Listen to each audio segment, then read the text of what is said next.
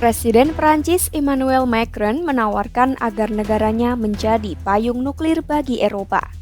Tawaran ini dilontarkan usai sikap AS di bawah Presiden Donald Trump mulai berpihak kepada Rusia dan meragukan Pakta Pertahanan Atlantik Utara NATO. Menurut Macron, Rusia adalah ancaman bagi Prancis dan Eropa.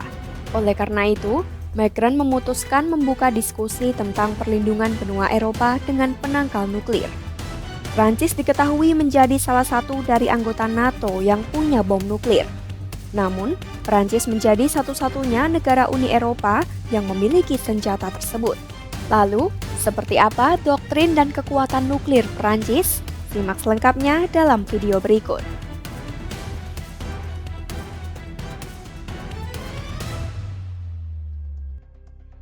Prancis menjadi satu-satunya kekuatan nuklir Eropa setelah Inggris keluar dari blok tersebut. Negara dengan senjata nuklir keempat terbesar di dunia ini menghabiskan sekitar 5,6 miliar euro atau sekitar 98,92 triliun rupiah setiap tahun. Dana tersebut digunakan untuk pemeliharaan persediaan 290 senjata nuklir yang dapat diluncurkan dari kapal selam dan udara. Negara ini menghabiskan sekitar 15% dari anggaran pertahanan tahunannya untuk memodernisasi kemampuan nuklirnya. Ada 80% hulu ledak nuklir Prancis terpasang di kapal selam bertenaga nuklir. Sementara sisanya siap diluncurkan dari lumbung di darat atau pesawat pengebom jarak jauh. Doktrin nuklir Prancis bersifat defensif dan melarang penempatan senjata nuklir di luar negeri. Artinya, senjata dirancang untuk menghalangi calon agresor sembari mengusung ancaman kuat dan melindungi kepentingan vital negara.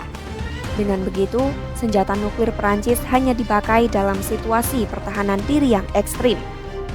Selain menggunakan nuklir sebagai senjata pertahanan, Prancis juga memanfaatkan nuklir sebagai sumber energi listrik.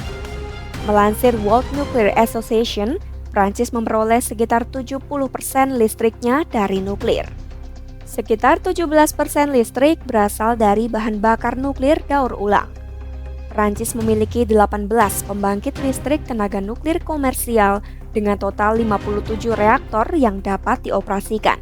Hal ini sesuai kebijakan jangka panjangnya yang didasarkan pada keamanan energi. Negara ini juga sangat aktif mengembangkan teknologi nuklir. Reaktor dan produk maupun layanan bahan bakar telah menjadi komoditas ekspor yang signifikan. Prancis menjadi pengekspor listrik neto terbesar di dunia karena biaya pembangkitannya sangat rendah dan mendapat keuntungan lebih dari 3 miliar euro per tahun.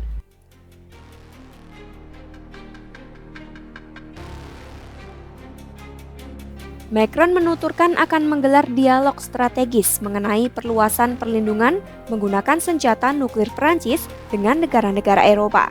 Ini menjadi langkah antisipasi atas keberpihakan AS kepada Rusia dalam perang di Ukraina.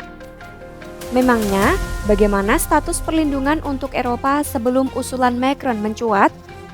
Selama puluhan tahun, senjata nuklir utama Eropa berasal dari AS yang menjadi simbol solidaritas transatlantik. AS punya senjata nuklir di Eropa dan menempatkan puluhan ribu tentara di pangkalan-pangkalan benua tersebut. Kesepakatan penangkalan nuklir itu tercantum dalam Perjanjian Pertahanan Kolektif NATO Pasal 5. Namun, jaminan bahwa senjata nuklir adalah bagian inti dari strategi penangkalan aliansi tidak mengikat secara hukum. Macron pun menegaskan masa depan Eropa tak harus diputuskan oleh Washington maupun Moskwa. Oleh karena itu, ia ingin Prancis dapat melindungi kawasan Eropa dengan aset nuklirnya. Di samping itu, Prancis tidak menawarkan komitmen jangka panjang untuk mencegah ancaman nuklir maupun non-nuklir terhadap sekutu untuk membela mereka. Prancis hanya memiliki sebagian kecil dari jumlah senjata nuklir udara yang dapat disediakan AS. Setiap peningkatan sistemnya akan menguras dana dan memerlukan perubahan logistik serta operasional yang signifikan. Para ahli menyebut Prancis mungkin perlu waktu hingga 1 dekade untuk menambah persenjataannya hanya dengan 100 hulu ledak. Pusat Studi Strategi dan Internasional yang berpusat di Washington menilai Prancis dan Inggris tak memberikan jaminan pencegahan seperti yang dilakukan AS di NATO.